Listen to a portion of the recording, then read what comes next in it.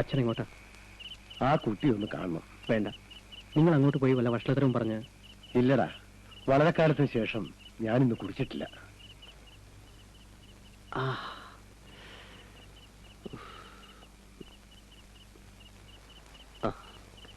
പ്രസാദിന്റെ അച്ഛനാണ്.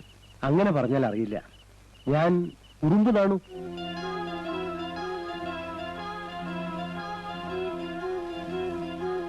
നീ ഉടുമ്പാണെങ്കിൽ ഞാൻ നീരാളിയാണെന്ന് ഓർത്തു. എന്റെ പിടിയിൽ നിന്ന് നിങ്ങൾ ആരും രക്ഷപ്പെടാൻ പോകുന്നില്ല. സാർ, ഇയാൾ ഇവിടുത്തെ യൂണിയൻ നേതാവാണെന്നുള്ള അറിയാമല്ലോ. വേണ്ടാതെ കള്ളക്കേസ് ഉണ്ടാക്കിയാൽ ഫലം അനുഭവിക്കേണ്ടി വരും. എടോ കുട്ടിയാലി, താൻ ഈ റൗഡികളെയും കൂട്ടിക്കൊണ്ട് വന്നത് എന്നെ ഭീഷണിപ്പെടുത്താനാണോ? ഇറങ്ങി പോട വെളിയിൽ.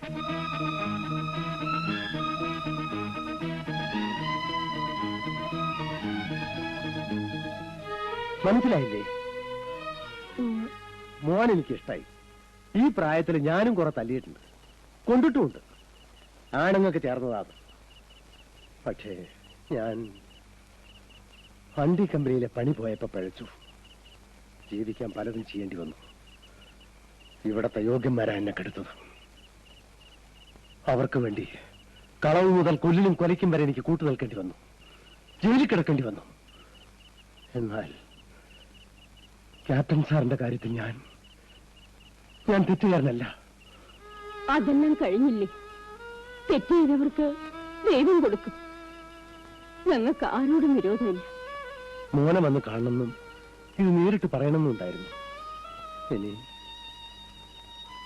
ഞാൻ വരട്ടെ.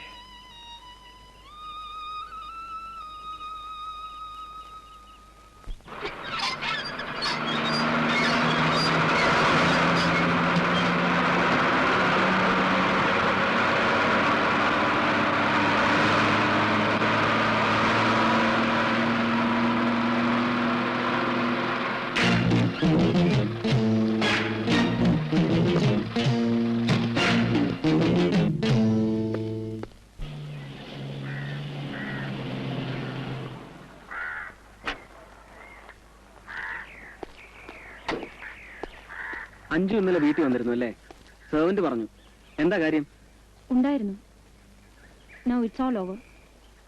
എന്താ? എന്നോടൊന്നും ചോദിക്കരുത്. മഹേഷ് പൊയ്ക്കോളൂ. What's wrong with you? എന്നെ കാണാൻ ഇനി ഇങ്ങോട്ട് വരരുത്.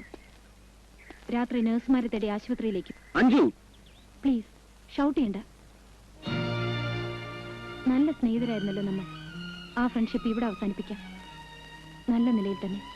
For ever. Please go. Okay.